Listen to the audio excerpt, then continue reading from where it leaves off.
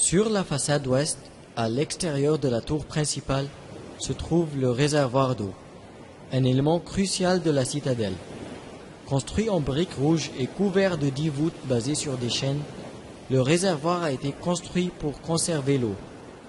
La citadelle n'ayant pas accès à une source naturelle, celle-ci était acheminée depuis le lac Shibia, maintenant appelé El Mahmoudeya, au moyen de cruches gigantesques portées par des chameaux ou provenaient du rassemblement de l'eau de pluie dans des canaux situés en sous-sol de la citadelle jusqu'au réservoir. Aujourd'hui, on peut encore accéder au réservoir par un petit escalier sculpté dans son corps à l'extérieur du tour principal.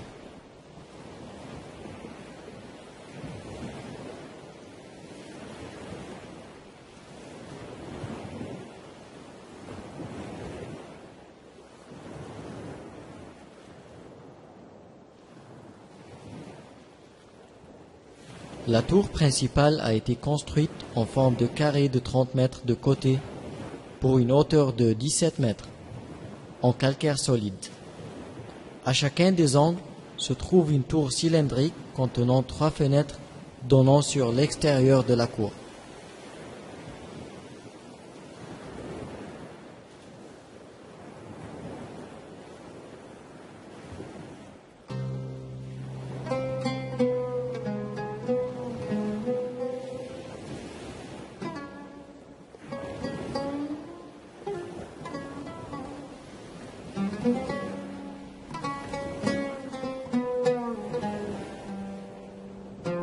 La tour se constitue de 3 étages, qui se différencient de façon très claire. Le premier étage se compose de plusieurs éléments importants, à commencer par la partie qui succède à l'entrée.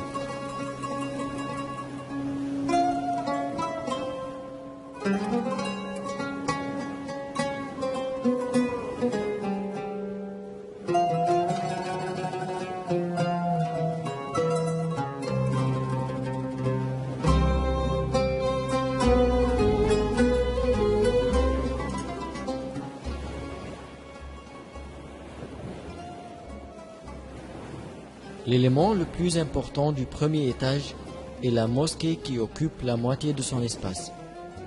Elle est composée au centre d'un espace carré entouré de 4 petites salles de prière, avec son sanctuaire qui contient de chaque côté 2 grandes fenêtres pour l'éclairage et l'aération. La salle nord est celle du Qibla, qui indique la direction de la Mecque pour la prière. Elle donne sur le centre de la mosquée et contient une chambre rectangulaire où résidait l'imam.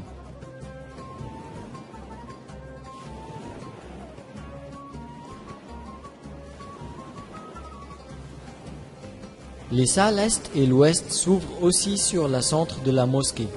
La salle ouest, quant à elle, contient une chambre qui servait à conserver les instruments de la mosquée.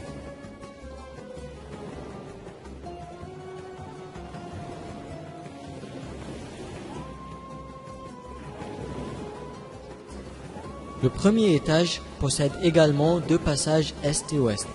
Celui de l'ouest, à travers une ouverture de puits cylindrique menant au réservoir qui se situe à l'extérieur de la tour. Le passage ouest se constitue de 3 chambres rectangulaires ainsi que d'un escalier qui mène au 2e étage.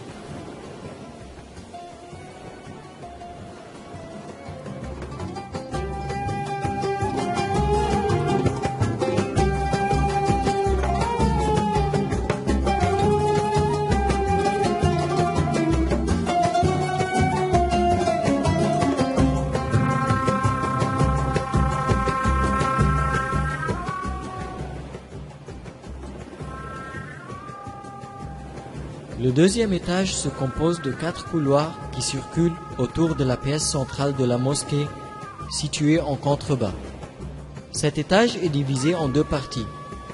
La première se compose de passages latéraux qui sont le prolongement de 4 côtés, ainsi que de passages qui mènent vers chacune des tours situées aux extrémités du fort.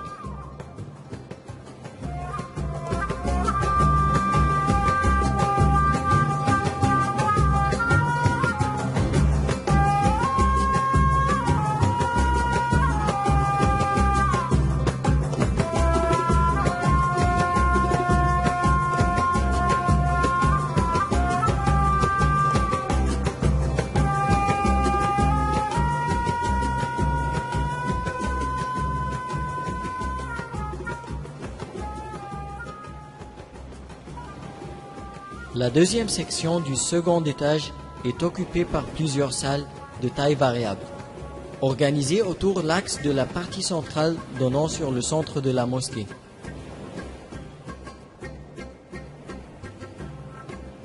Du côté sud du fort, on trouve une ouverture rectangulaire étroite qui domine l'entrée principale du tour, appelée l'ouverture de l'huile. Il s'agissait d'un moyen défensif qui permettait à verser de l'huile et des matières inflammables depuis cette ouverture sur les attaquants potentiels du fort lorsque ceux-ci parvenaient à la porte d'entrée.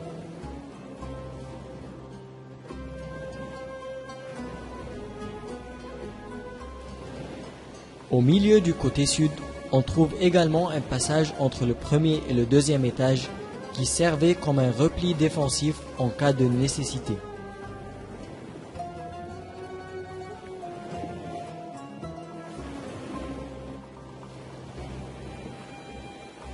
Le troisième étage, quant à lui, contient plusieurs couloirs qui possèdent eux-mêmes 28 chambres de forme carrée, quelques-unes donnant sur l'extérieur de la tour, les autres sur le centre de la mosquée. De petite taille, ces pièces servaient à loger les soldats ou à stocker les armes. Le plafond de cet étage fut construit en briques rouges, contrairement au reste du fort qui fut construit en pierre, afin d'alléger la pression sur les murs de la tour. L'élément fondamental de cet étage est la salle royale du sultan qui se trouve au centre de la façade sud et domine le fort. Le sultan en faisait usage pour superviser les exercices des soldats, celle-ci dominant le centre du fort.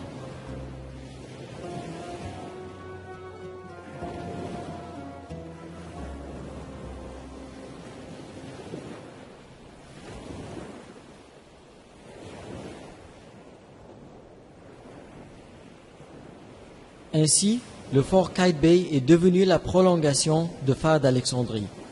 Le fort existe toujours en promontoire du côté est de l'île de Pharos. Le fort fut décrit par Ibn Hayes comme représentant l'un des plus beaux vestiges de son temps, l'un des plus merveilleux et imposants monuments, symbolisant à jamais la règne du sultan.